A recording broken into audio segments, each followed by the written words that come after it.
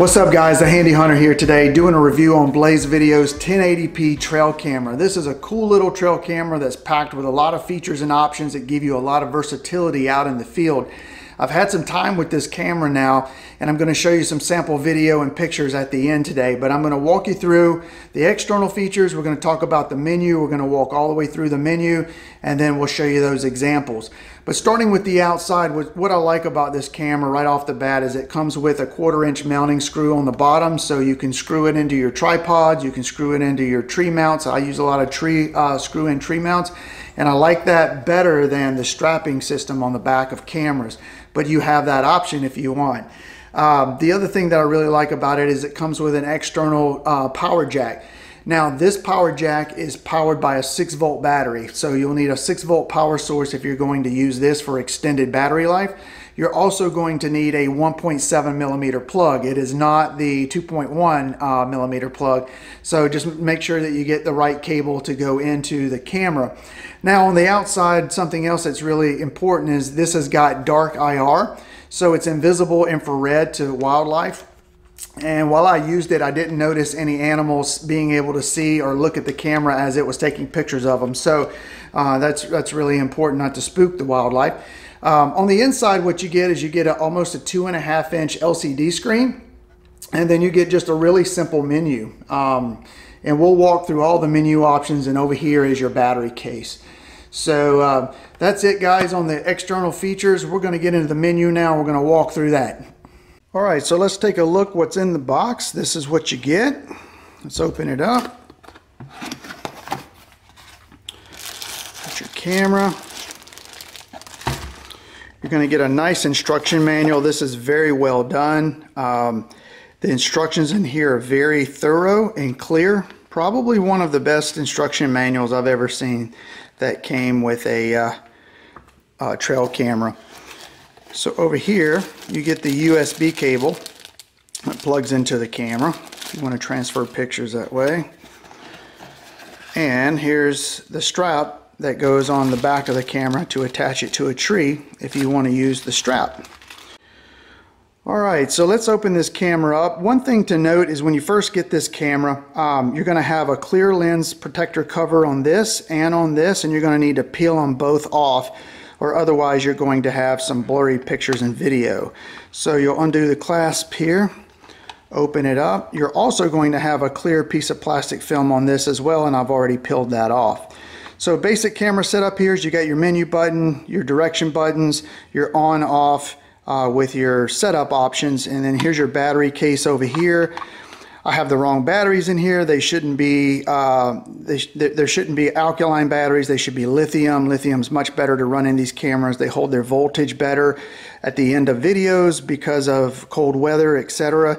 So I didn't have any lithiums for this video, so I just went ahead and put alkaline batteries in it, but you definitely want to run lithium batteries in there, especially if you're doing video in cold weather.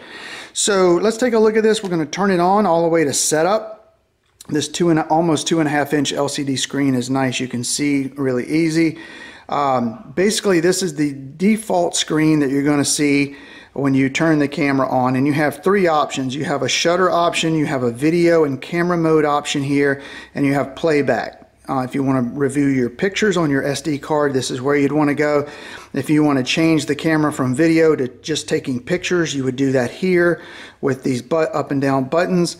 I'm going to show you how to select both pictures and video at the same time in the menu options. And then shutter is just if you want to use the camera to take a picture. So basically what I would do is press the button to the right and it takes a snapshot, and it uses it just like a normal camera. So let's take a look. Let's go into the playback mode and look at some pictures and see how that operates. So I'm going to click OK to go into the playback mode, and this gives you more options. So you have a page up, you have a page down, you have a zoom in, and you have a back. So the zoom only works on the pictures, it's not on the video. Obviously, and up in the little left hand corner here you're going to see a little play arrow. That means that's the picture symbol, so that you're taking pictures if that's up there. I'll show you, and it tells you the megapixels. So we're on 16 megapixels, the highest quality. Now this is a video, and the little movie reel pops up in the left hand corner if it's a movie, and it tells you the quality. It's 1080p, so the highest quality. And so that's pretty much how that works. And if you want to play the video, you would just click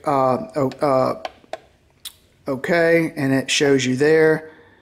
So, and then if you want to exit, you just hit menu and you go back.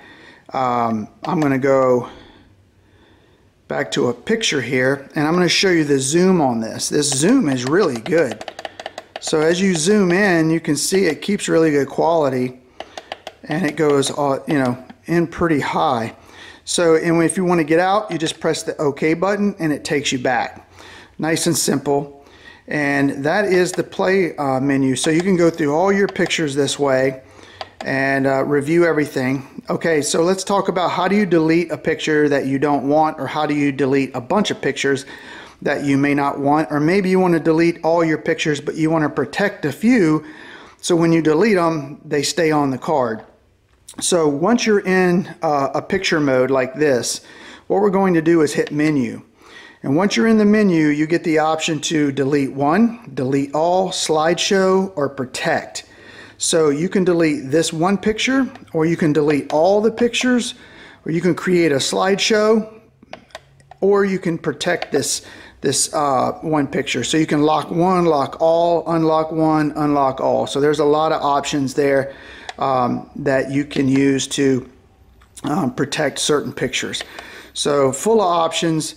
And that's pretty much the playback mode and how you delete pictures, protect pictures, etc. So let's go back.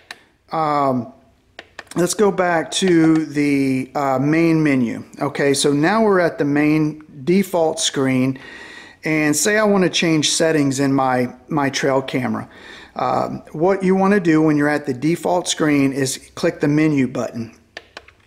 And when you're at the menu button, we're going to run through all of these options, and there's a lot of them, which is really nice. So under mode, here's where I was telling you, you can choose between camera or video, or camera plus video. I like the camera and the video because I just like to get both pictures and video on the SD card. So, and this camera holds up to a 32 gigabyte SD card, which holds a lot of pictures and video. So we're just going to click the OK button and on the mode, but you can select whatever you want. There's the language, which is English. Photo size, a lot of options. You got from 3 megapixels all the way to 16 megapixels. I'm going to use the highest. Video size, you can choose 1080p, 720p, or 480. I choose the highest. Why not?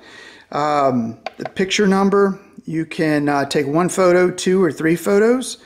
I just choose one for now. Video length, it goes from 5 seconds to 60 seconds.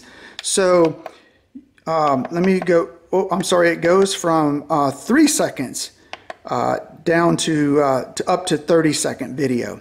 So you can go from 3-second long videos all the way to 30-second long videos. So actually I want to change that back to about 5.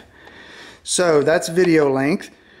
Interval is how often do you want this thing to take a picture. If something's in front of your camera, every 5 seconds you can choose. Let's see what it runs from 5 seconds to 60 minutes.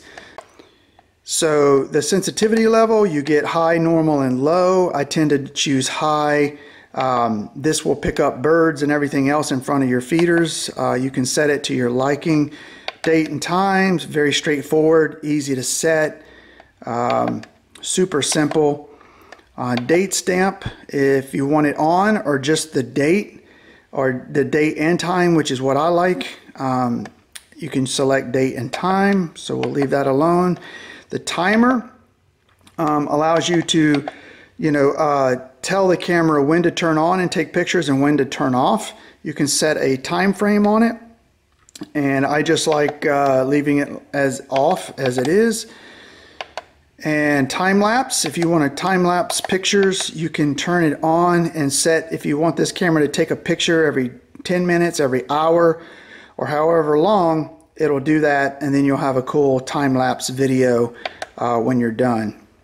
I'm going to leave that off for now, and then I'm going to go down to password set. If you want a password on your camera, you can set a 4-number password to get into it. I don't use that, so I don't need it, but it's there if you do. And then there's the serial number. You can assign a number to this camera. If you have several of these, you just easier sometimes to know this is camera number 1 or camera number 2 or whatever. So let's go down to SD card storage. This is one of my favorites because this camera will recycle old pictures and keep all the pictures and video on your camera fresh. So it'll take off the old pictures as the card fills up and replace them with the new pictures coming in, so that your camera doesn't stop taking pictures when the card is full. So that's a really good option. I love that. But if you want the camera to stop when it's full, you can choose that option right there. But I choose to cycle the storage. And then the format, you can format the SD card if you want. I don't need to do that. And then default setting, you can set it to default if you want. I don't need to do that either. So, and then this gives you the version of the camera. So that is pretty much the options, guys. It is super simple. Hit menu to go back to the default screen. Alright guys, so let's talk a little bit about the performance of this camera. One of the things that's important to me is how far does the motion sensitivity and the motion range go.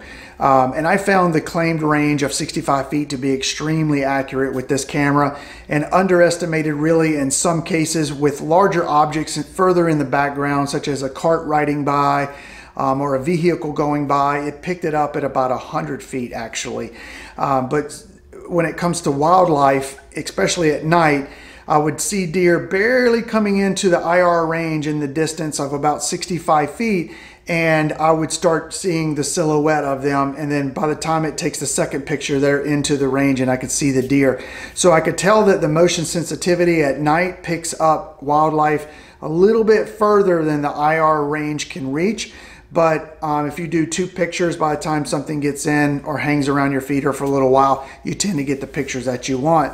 So the other thing about this camera is that the sensitivity of the motion is very, very good. I kept it on high sensitivity, and when I had it by this feeder, I caught birds all the time. A lot of birds. So if you put it on high sensitivity, you're going to catch a lot of birds, a lot of small wildlife. If you don't want to catch all of that, then you can put it more towards the normal setting. So the other thing about this camera is the battery life is really seems to be average. I used alkaline batteries, which you're not supposed to do. I generally use lithium in all of my cameras. I just didn't have any lithium with me when I put this camera out into the field, so I used alkaline batteries. And I got 2 weeks of usage with this camera, using it very hard, pictures and video, lots of pictures and video, and motion sensitivity. I used a quarter of a battery with this camera over 2 weeks with alkaline batteries. So you'll get a lot more than that with lithium, and that's what I would use going forward in the future. But anyway, guys, hope you enjoyed the video. Go to blazevideo.net for more information and enjoy some pics and video now.